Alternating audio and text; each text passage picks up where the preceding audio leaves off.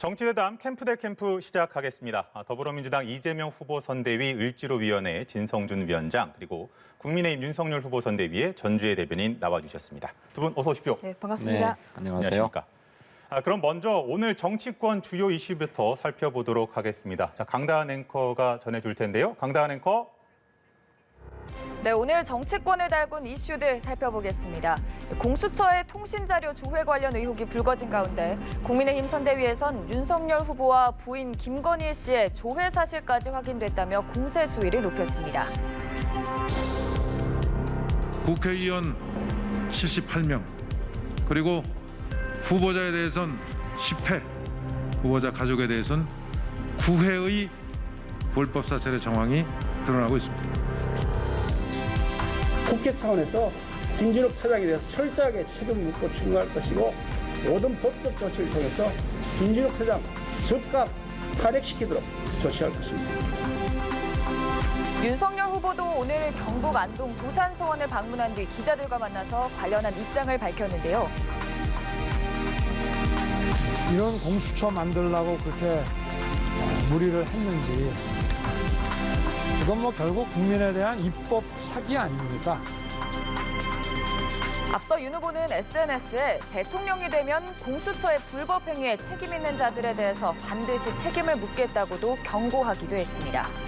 한편 박범계 법무부 장관은 통신조회 논란에 휩싸인 공수처에 대해서 이런 입장을 밝혔는데요. 수사 일반 현안 또 존폐 문제에 대해서 제가 왈가왈부하기는 어렵다고 생각합니다. 언론이나 일각에서 이 문제를 지적을 하니 적어도 이 부분에 대해서는 공수처 쪽에서 적절한 설명이 있으면 좋겠다 하는 생각은 갖고 있습니다. 더불어민주당 송영길 대표도 법적 절차에 따라 진행한 것인지 아닌지 확인해봐야 한다며 신생 조직인 공수처가 보완되고 개선돼야 한다는 생각이라고 말했습니다.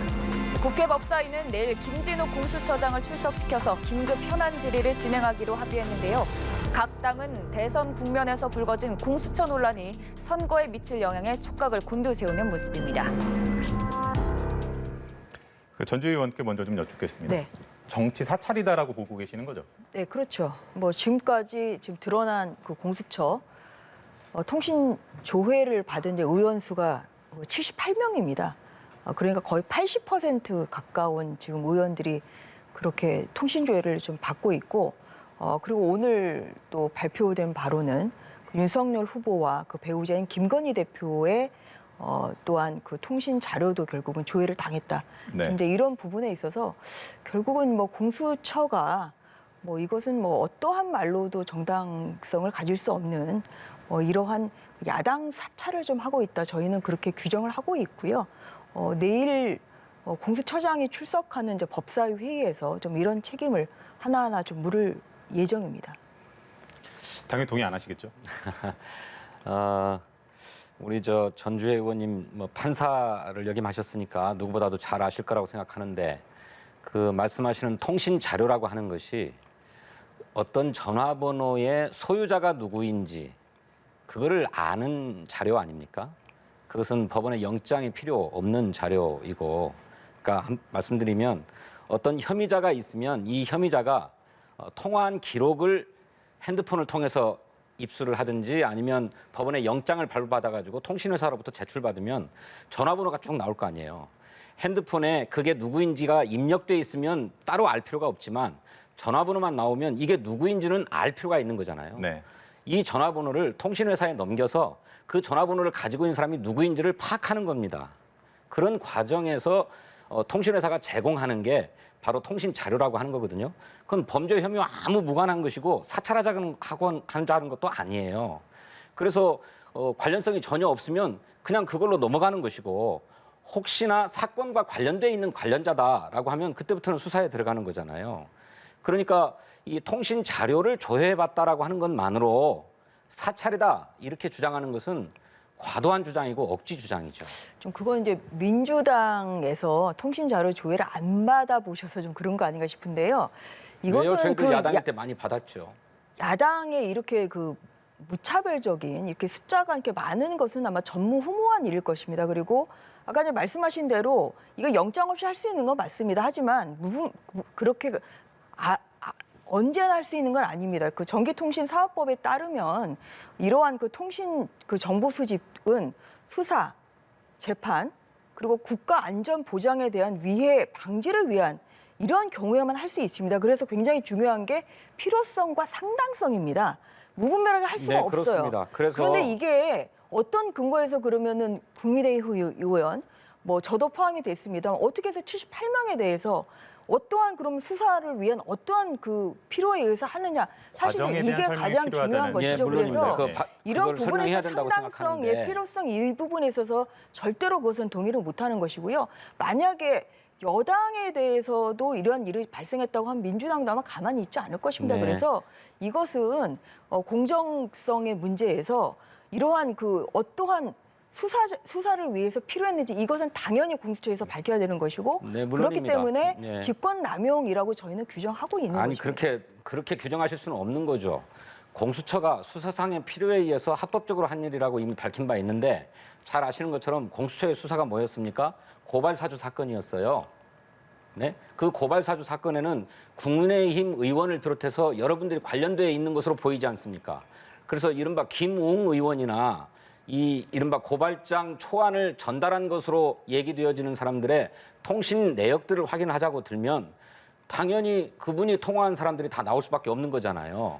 또 이성윤 고검장이 김학의 전 차관이 불법으로 은밀하게 출국하려고 할 때 그 출국 금지 조치를 긴급하게 단행했는데 그것이 불법이다 그래가지고 국민의힘 쪽에서 고발하지 않았습니까? 그래서 이 사건을 수사하기 위해서도 수사 통신 기록들을 보지 않을 수 없었어요. 그런 과정에 누가 통신을 했는지 하는 문제들을 살펴보자면 당연히 그 나올 수밖에 없는 거죠. 그 앞서 이제 말씀하신 국민의힘이 연루됐다는 이런 말은 아직 그 공수처가 몇 달 동안 조사를 하고 있는데도 나온 것이 아니기 때문에 이 발언은 저는 좀 부적절하다는 말씀을 김웅 의원이 드리는 그 것이고요. 고발장 초안을 전달하는 사람 아닙니까? 아니 그리고 이제 아직 안 밝혀졌습니다. 이게 공수처에서 석 달 동안 지금 수사하고 있는데 아직까지 안 밝혀져 있고 오히려 언론 보도에 따르면 김웅 의원 혐의없음 처분을 할 알겠습니다. 가능성이 주제에서 높다 조금 지금 벗어나고 이런 있어서 것이고 그런 수사를 그리고 하자니까. 아니 또 말씀을 드릴게요. 왜냐하면 이게 김용 의원하고 정정식 의원 지금 이렇게 그 두 의원님과 통화한 의원만 지금 조회한 것이 아니기 때문에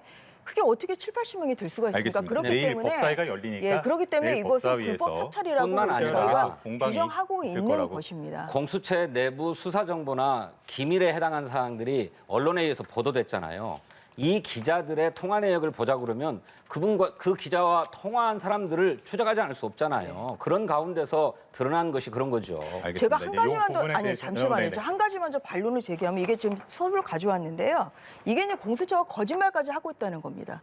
왜냐하면 저희 의원실에서 저에 대해서 통신조회를 했냐고 12월 초에 공수처에 요청을 해서 공수처의 자료를 받았습니다. 질의에 대한 답변인데 여기 보시는 바와 같이 통신 조회한 사실이 없습니다. 없다고 한 것을 받은 것이 12월 13일입니다. 네. 근데 어제 제가 받은 이 통신 조회 SK텔레콤에서 받은 것인데요.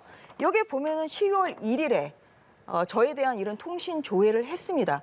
이렇게 앞과 지금 앞뒤가 다른 이런 그 행동을 하고 정확한 있어서 경위는 알 수 없습니다만 그래서 오히려 전주의 의원님을 아니 제가 제 말씀 아니, 조금만 들어보세요. 이 부분이 허위 공문서 작성이고 이 부분에 대해서는 뭐 고발을 할 의사를 제가 분명히 밝힌 바 있습니다. 내일 김진호 공수처장이 나오기 때문에 알겠습니다. 이런 부분까지 네. 저희가 추궁을 할 생각입니다. 의원님이 더 잘하실 거라고 생각해요.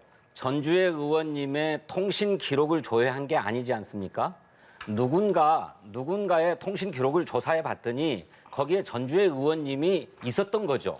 전주의 의원님의 통신 자료를 조회한 게 아니고 결과적으로 그 사람의 통신 기록들을 조사하다 그렇지 보니 않습니다. 여기 전주의 의원님이 나온 거잖아요. 아니에요. 여기 보시면은 어떻게 돼 있는데요? 통신 자료 제공 사실 확인서에서 통신 자료 제공을 공수처에 한 걸로 그러니까 지금 이 이렇게 전화번호는 나와 전주의 있습니다. 의원님 것이다라고 아니요, 하는 그런 게 정보가 제공됐다는 아니죠. 거잖아요. 통신 자료 그 통신 자료가 조회를 그거 아닙니까? 공수처에서 저에 대해서 안 했다고 답변을 의원님에 했는데 대해서 물은 게 아니죠. 알고 보니까 아닙니다. 이건 알겠습니다. 의원님에 대해서 조회한 게 제- 아니에요. 그러니까 아니에요. 그거 저는 의원님이 판사시잖아요. 더 잘하신다고 생각합니다. 공수처 그런 여기까지 식으로 하고. 왜곡하시면 안 되죠. 아니 여기 지금 통신 자료 제공 확인서에 제 이름이 돼 있고 제 번호에 네, 대해서 공수처에서 요청을 그 해서 번호를 물은 거잖아요. 그 저는 번호의 지금 주인이 아닙니다. 누구냐고. 그거는 아니에요. 내일 이제 또 예, 법사위가 그래서 열리게 그거를 되면은 그렇게, 치열하게 예, 그렇게 굴러갈 왜곡하시면 안 되는 사안이기 거죠, 때문에 그거는. 일단 다음 주제로 한번 좀 넘어가 보도록 할게요. 일단은 좀 선대위 얘기를 좀 해봐야 될 것 같은데 김종인 위원장의 얘기는 그러니까 이제 현재 선대위 시스템 그대로 두고 총괄 상황본부가 헤드쿼터가 된다. 네. 그렇게 좀 이해를 하면 되는 것 같은데 이제 보니까 윤석열 후보가 이제 선대위에 직접 주재를 하기도 하고 뭐 대장동 그리고 또 이번에 공수처 문제 이런 부분에 대해서 발언 수위가 굉장히 좀 선명해졌다라고 좀 느껴지는데 이게 김종인 위원장이 말한 그 선대위의 변화입니까? 그렇게 받아들이면 됩니까? 뭐 굉장히 이제 체계적으로 짜여져 가고 있다. 이제 이런 말씀을 드리겠습니다. 이제 뭐 매일 아침 일찍 뭐 후보가 이제 주재하는 또한 본부장들도 오시지만 또 김종인 위원장님도 오시고 또한 공동 선대위원장인데 김기현 대표님도 이제 네. 참석을 하셔서 총괄 상황실장 임태희 실장님도 계십니다만 그래서 뭐 그날에 뭐 어떠한 메시지를 낼지 또한 뭐 후보가 또 어디를 방문할 때는 뭐 어떠한 그런 일정으로 가지고 어떠한 메시지를 낼지 이제 이런 것을 매일매일 그렇게 회의를 하거든요. 그래서 좀 그런 것이 오늘 그 대구 경북 좀 행사에서도 좀 그렇게 체계적으로 그렇게 네. 잡히는 좀 것을 좀 볼 수 있고 그래서 체계적으로 좀 돌아가고 있다. 이렇게 알겠습니다. 생각합니다. 그러다 보니까 이제 윤석열 후보가 이제는 보인다 뭐 이런 평가도 일각에서는 네. 나오는 것 같아요. 일단 진성준 의원께 다른 당이긴 한데 이준석 대표가 지금 윤석열 후보랑 아직까지는 좀 갈등 상황이 있는 것 같아요. 윤석열 후보가 이제 요청이 오면은 뭐 복귀도 하겠다라고 얘기는 했습니다만 지금 윤석열 후보는 거기에 대해서 답변을 하지 않고 뭐 전화도 없었다고 하고 왜 그러고 있다라고 좀 보세요. 글쎄요. 뭐 저야 속사정을 네. 깊이 알기는 어렵습니다만 지금 이준석 대표가 당무를 거부하고 또는 선대위원장직을 사퇴하고 한 게 지금 한 달 사이에 2번 있지 않았습니까? 근데 그게 모두 발단이 이른바 윤석열 핵심 관계자가 이준석 대표를 음해하거나 혹은 이준석 대표의 선거 지휘를 거부했기 때문에 발생한 일이거든요. 그래서 이대로 가서는 절대로 당의 기강이 서는 것이 아니다. 선거 지휘를 하자는 게 아니다라고 해서 이러면 못하겠다라고 내려놓은 것이기 때문에 이 문제가 해결돼야 된다고 생각합니다. 그런데 해결된 것 같지 않아요. 그런 문제를 다 정리할 테니까 돌아오십시오 하는 것도 아니고 이준석 대표가 할 일을 잘 알고 있으니 본인이 알아서 할 거다. 이게 윤석열 후보의 입장이기도 하고 김종인 위원장의 입장이기도 해서 막 다 풀린 것처럼 얘기하지만 저는 풀린 것 같지 않아요. 그런데 국민의힘 전체적인 기류를 보니까 이번에 이준석 대표가 상임선대위원장직을 사퇴하고 또 미디어 홍보본부장직까지 다 사퇴를 네네. 해버리니까 이게 너무 과한 게 아니냐라고 해서 이준석 대표에 대한 썩 우호적이지 않은 여론이 당내에 형성된 것 같습니다. 네네. 그러니 이준석 대표가 더 버틸 힘이 없을 것 같아요. 그러니 선대위가 윤석열 후보가 오라고 하면 돌아가겠다 이런 얘기를 하고 있는데 그냥 꼬리를 내리고 수그리고 들어가게 되지 않을까 그렇게 전망합니다. 김종인 위원장이 이렇게 얘기를 했습니다. 이 대표가 선대위 안에 있건 밖에 있건 우리 당 대표다. 지금 선대위에 빠졌다고 해도 이 대표가 제외된 사람은 아니다라고 했는데 선대위 복귀 안 해도 된다라는 메시지로 읽히기도 하거든요. 뭐 기본 원칙적인 말씀을 하신 걸로 저는 해석을 합니다. 그러니까 뭐 현재는 이제 선대위 직함을 내려놓은 상태이기 때문에 그렇다고 하더라도 당 대표이기 때문에 어차피 정권 교체를 위해서는 모두 다 힘을 하고 제 역할을 해야 된다. 이제 선대위 이러한 밖에서 할 수 있는 역할은 예. 어떤 게 있을까요? 선대위 그 모든 이제 당대표로서. 당원 아니겠습니까? 당원이기 때문에 어떤 선거운동을 항상 같이 할 수 있는 것이죠. 이게 어떤 직함을 후보와 가지고 동행하는. 직함을 가지고 선거운동을 하는 것이 아니잖아요. 그래서 당 대표로서 뭐 충분히 어떠한 그런 행사에서 또 후보와 같이 동행해서 할 수 있는 이런 것도 있을 수가 있고요. 또한 뭐 여러 가지 이제 당의 여러 가지 사실 일정을 잘 또 소화하는 것이 또 당대표로서의 역할이기 때문에 그래서 선대위에 이제 직함을 내려놨다고 하더라도 뭐 당 대표로서 충분히 그 역할은 뭐 할 수 있다고 저희는 생각을 하고 있습니다. 다만 네. 이제 그래도 이제 좀 당이 좀 단합되는 모습을 좀 보이기 위해서는 또한 그 이준석 대표가 선대위에 복귀할 여지가 당연히 있는 것이죠. 아직 뭐 선대위 복귀 가능성이 없다 이렇게 지금 단언하기 좀 닫아놓을 수는 어렵고요. 없다라는 저희가 말씀. 조금 더 국민들이 보시기에 정말 뭐 단합된 네. 이런 모습을 좀 보여야 되겠다는 이런 생각은 가지고 알겠습니다. 있습니다. 그걸 바라지 않는 것 같아요. 저희 당이나 국민의힘이나 당원 당규에 선거 체제로 당이 전환하면 선거에 관한 모든 당무의 권한, 통할권이 전부 선대위원장으로 넘어갑니다. 총괄 선대위원장이 된 것도 그런 권한을 다 전권을 받아가지고 김종인 위원장이 취임한 거거든요. 그러니 선거 시기에 당 대표의 당무 관할권이라는 게 거의 없습니다. 그러니까 이준석 대표는 가만히 있어라라고 하는 얘기이고, 소외되고 있다. 예, 한다면 청년 관련해서나 뭘 좀 해라 이렇게 얘기하고 있어요. 이거를 이준석 대표 본인도 오늘 인터뷰에서 어딘가에서 그렇죠. 내가 언급을 청년 했더라고요. 당대표가 아니다. 그렇죠. 라고 얘기했죠. 근데 보면 그 며칠 사이에 또 이준석 대표의 이런 그 뭐 말하는 뭐 이러한 좀 톤이 좀 또 달라지고 있고 이래서 좀 네. 두고 봐 주시고요. 그리고 알겠습니다. 뭐 저희가 뭐 이렇게 지금 상황을 사실 뭐 민주당에서 얼마나 참 통쾌하게 보고 있겠습니까? 근데 저희가 뭐 아직 그 선거가 또 한 70일 정도 이렇게 남았죠. 남았기 예. 때문에 뭐 저희가 단일 대우의 형태로 해서 저희가 뭐 좀 최선을 다할 것이다 이런 말씀을 알겠습니다. 드리겠습니다. 지금 윤 후보가 대구에 가 있잖아요. 이제 네. 내일 자정을 기해서 박근혜 전 대통령이 이제 사면이 되는데 복당에 사실 관심이 많은 것 같아요. 국민의힘의 복당을 하느냐가 관심이 있는 것 같은데 일단 진성준 의원께 먼저 여쭤볼게요. 메시지가 그 정책의 파급력이 좀 있을 것 같은데 복당의 필요성이 있다고 보세요? 박근혜 대통령 입장에서야 뭐하러 복당을 하겠습니까? 정치와는 거리를 둘 것이라고 생각합니다. 그리고 정치 일선으로 다시 복귀하는 모습이 좋은 것도 아닙니다. 지금 건강상의 문제로 대통령께서 아마 사면을 결단하신 것 같은데 우선 요양하고 치료하는 데 집중해야지 정치적 메시지 던질 때입니까? 그거는 사면의 취지에도 어긋나는 것이라고 생각하고 그런 선택하지 않을 거라고 생각합니다. 어떻게 보세요? 이제 복당은 조금 저는 좀 뭐 지금 이야기하기는 좀 빠른 것 같습니다. 이제 뭐 아직 사면이 아직 안 된 상태죠. 네네. 예, 12월 31일 이제 0시에 그 사면이 되시기 때문에 아직 뭐 사면 전이고요. 그리고 뭐 몸 상태가 굉장히 건강 상태가 안 좋은 걸로 지금 알려져 있고 2월까지는 지금 입원을 그러게요. 해야 된다. 예. 이제 이런 상황이기 때문에 일단 뭐 좀 본인 그 이런 박 전 대통령의 이제 건강 회복이 좀 우선일 테고 이제 그리고 좀 뭐 또한 또 본인의 의사가 중요한 거 아니겠습니까? 그래서 지금 뭐 사면 그 복당 이야기를 이제 꺼내시는 분이 있습니다만 뭐 이것은 또 당원들 사이에서 공감대 뭐 이런 것도 좀 필요하다고 생각을 하고 있고요. 그래서 지금 뭐 복당이 도움이 필요하다 되다. 아니다. 이것은 저는 좀 빠른 이야기라고 알겠습니다. 생각합니다. 이재명 후보 이야기도 좀 해볼게요. 슬로건 바뀌었어요. 이재명은 네, 한다 해서 바꾸려고 합니다. 네, 나를 위해 이재명 앞으로 제대로 어떤 의미입니까? 전체 선거 캐치프레이즈는 앞으로 제대로입니다. 네.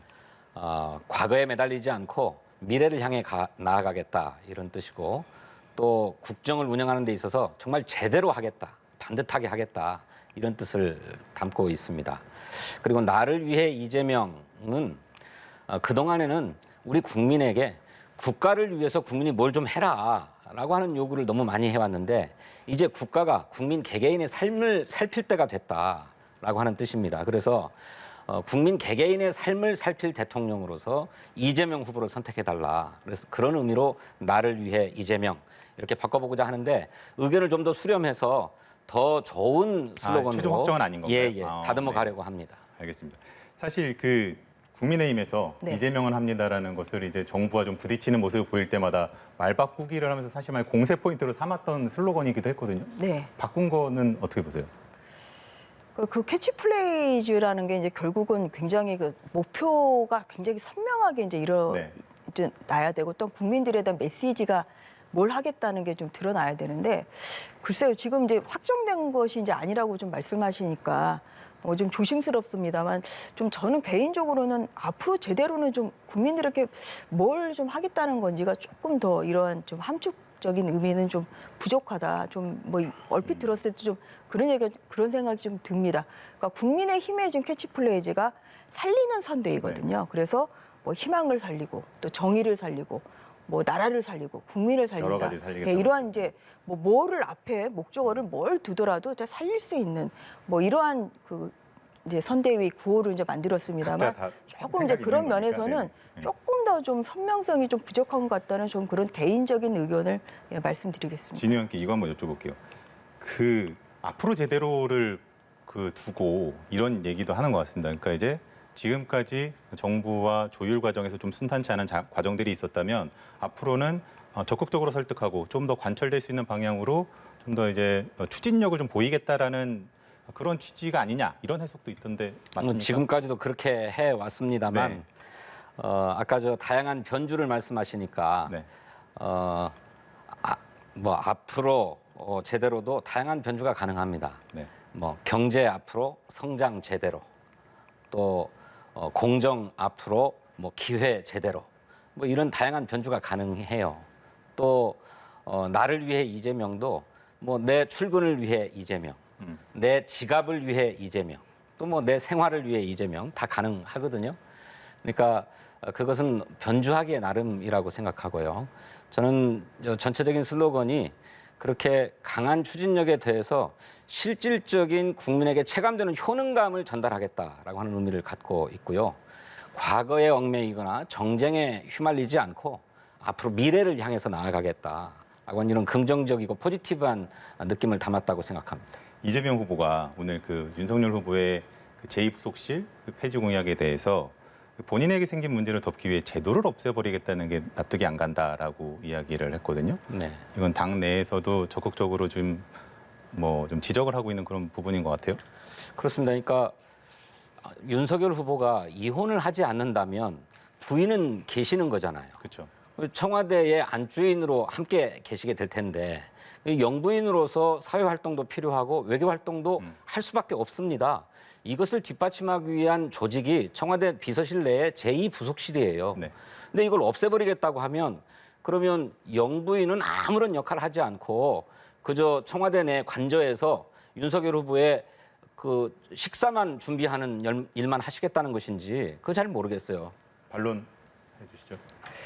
뭐 이제 불필요한 조직을 좀 뭐 줄이겠다 이제 그러한 의미를 이제 담고 있는 것이죠. 그러니까 그 뭐 영부인이라는 그런 자리도 그러니까 그 윤석열 이제 후보는 영부인이라는 말도 사실은 너무 권위적이고 좀 오히려 국민들의 공감대에 맞지 않는 것 같다 이제 이런 말씀을 하시거든요. 그래서 뭐 민정수석실 이제 같은 경우도 뭐 오히려 좀 장점보다는 단점 이런 것이 있기 때문에 이제 민정수석실도 이제 폐지하겠다 뭐 이러한 그 이야기도 여러 번 공약인 했습니다만 예 마찬가지로 이제 그 연장선상에서 좀 청와대가 너무 비대하다. 그래서 청와대에 좀 불필요한 조직을 좀 더 조정을 하고 또한 뭐 폐지를 하고 이제 이러한 좀 과정에서 이제 제2부속실 폐지가 나온 것이고요. 뭐 부속실이 없어졌다고 하더라도 뭐 그런 역할을 할 수 있는 것을 이제 다른 그러한 뭐 실국에 이렇게 둘 수도 있는 것이고 그래서 조금 이제 상징적인 의미로는 제2부속실이라고 마치 꼭 그 부속실이 영부인을 통해 위해서 사실 움직이는 좀 그러한 뭐 권위적인 그런 부분이 있기 때문에 이제 그런 면에서 좀 상징적인 의미로 좀 그것을 폐지하는 것을 고려해 볼 수 있다. 좀 이렇게 지금 얘기를 하고 있습니다. 알겠습니다. 뭐 이제 국민의힘에서도 그렇고 민주당에서도 그렇고 각자 공약에 대해서 여러 가지 이제 평가를 하고 또 공세도 펴고 앞으로 또 계속해서 진행이 될 걸로 보이는데요. 국민들이 어떻게 받아들일지는 또 지켜봐야 될 것 같습니다. 캠프 대 캠프 여기서 마무리하겠습니다. 두 분 수고하셨습니다. 네, 수고하셨습니다.